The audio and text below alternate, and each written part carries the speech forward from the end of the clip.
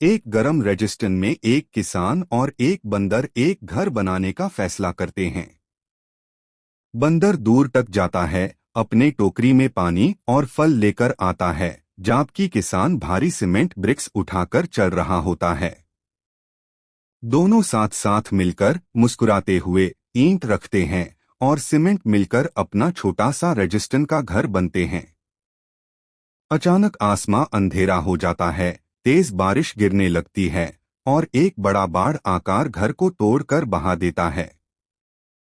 एंट में किसान और बंदर भीगे रेगिस्तान की मिट्टी पर बैठे रोट है, अपने क्यूटी ह्यू घर को उदास नजरों से देखते हैं, जबकि आसमां अभी भी बादलों से घिरा होता है।